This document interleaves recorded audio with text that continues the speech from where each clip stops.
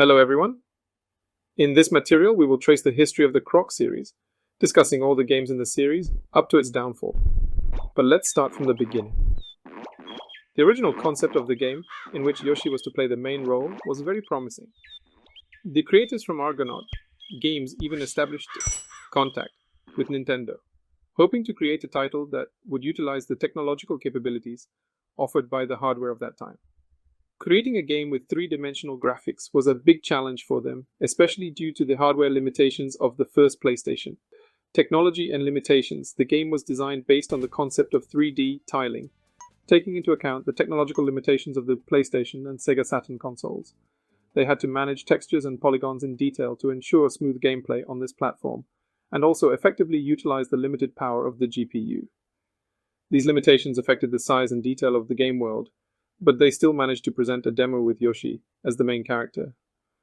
Unfortunately, Nintendo had its own plans for Yoshi's character, which did not match the concept of Argonaut Games.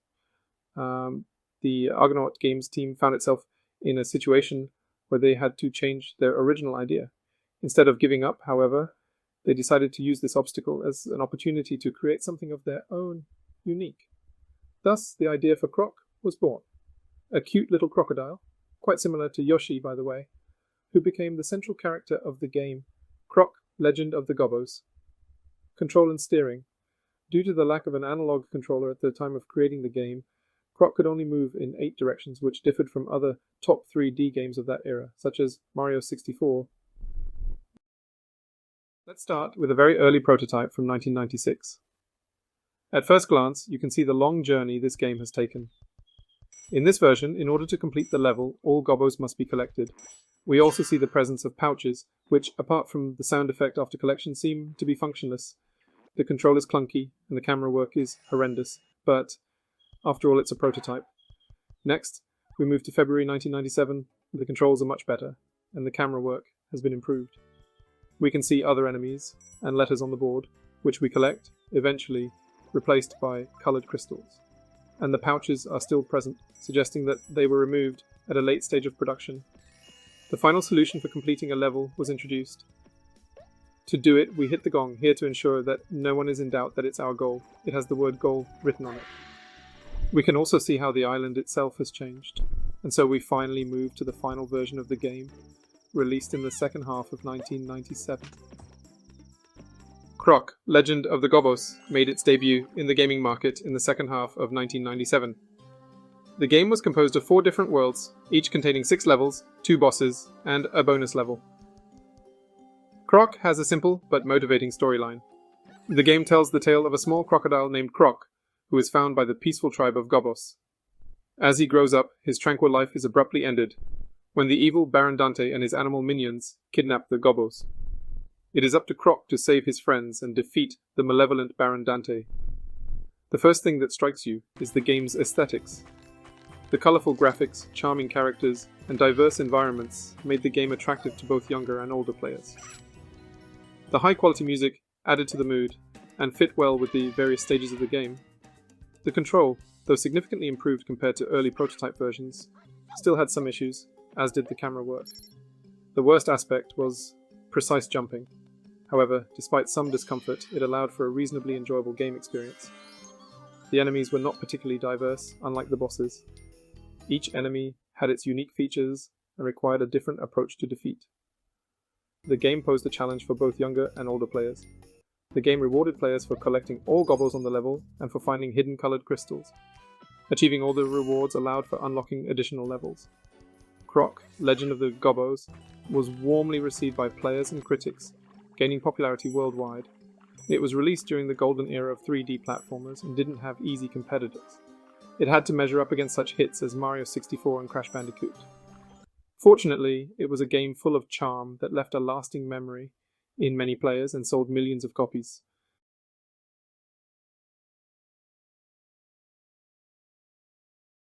Croc 2, released in 1999, is a direct continuation of the adventures of the endearing crocodile. In this part, players are transported to a new world where Croc is looking for his real parents, while simultaneously rescuing the Gobbos from the tyranny of the evil Dante. Croc 2 Inches offers much greater level diversity. Sometimes we are sent to retrieve an item for a gobbo, and other times we are tasked with rescuing a gobbo from cliffs using a hang glider. A store was also introduced where we can buy gadgets useful for completing levels. For example, a remote robot that allows us to access optional challenges, such as earning extra lives. Crystals, which we collect during levels, serve as the currency and are stored on a debit card. The game is divided into 4 main villages, which serve as hubs, each offering a variety of level types, including 2 fights with diverse bosses. One time we'll have to face a huge squid, another time a mechanical dinosaur.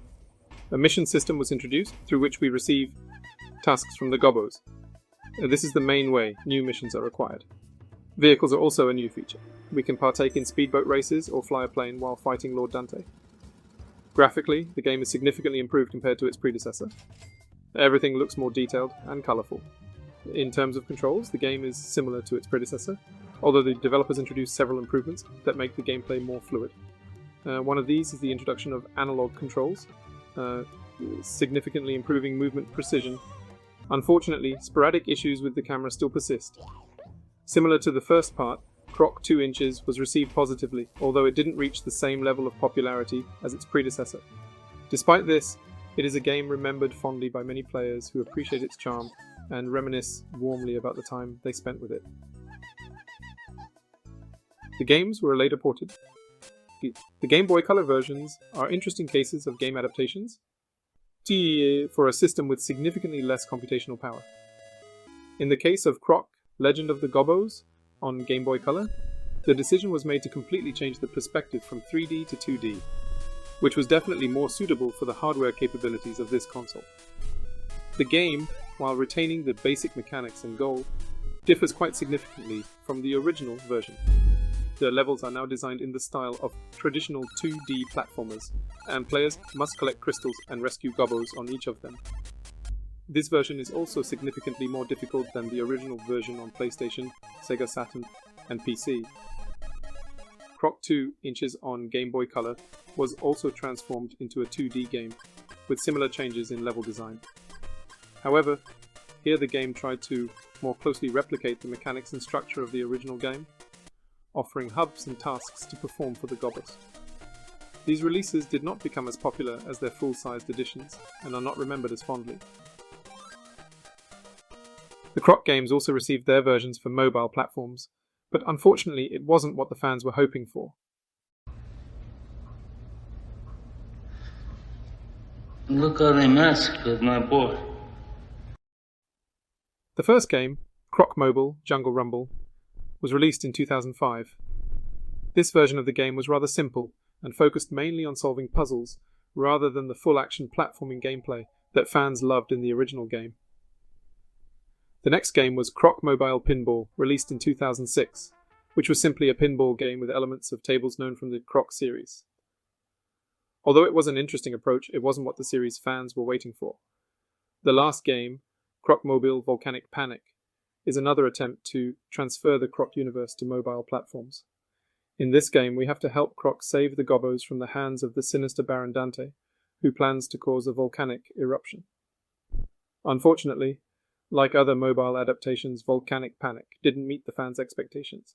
The game offers simple gameplay that doesn't translate into what made the original series so popular. The shift from a full-fledged platformer game to a simple mobile game turned out not to be beneficial for the brand. These attempts to transfer Croc to mobile platforms unfortunately did not yield positive results. Each of these games had some potential, but they failed to realize it fully, or even halfway, resulting in a decline in the brand's popularity. This just goes to show how important it is to properly translate the essence of a game to a new platform. To make matters worse, to this day, these were the last attempts to revive the brand, but fortunately, a glimmer of hope has recently appeared. According to a tweet by Jez San, the creator of Croc, Legend of the Gobbos, there's a good chance of this iconic game making a comeback. San mentioned Croc HD being in early development, suggesting the possibility of a remaster or remake. Croc HD might refer to a game with enhanced graphics typical of remasters and remakes. If it's a remaster, we can expect similar mechanics and storyline to the original, but with improved graphics. If it's a remake, we might see significant changes in mechanics and storyline. Regardless of what eventually comes out of this announcement, for fans of Croc, Legend of the Gobbos, this is certainly exciting news. Exciting. That's all on the rise and fall of this legendary game series. Despite challenges and trials, this cult game has maintained its place in the hearts of gamers worldwide. And now, with a potential comeback on the horizon, we're excited about what the future holds. Thank you for taking the time to watch this video. If you enjoyed this content and would like to see more like this, please subscribe to the channel and give this video a thumbs up. Every gesture of support is incredibly valuable to us. See you in the next video. Bye for now.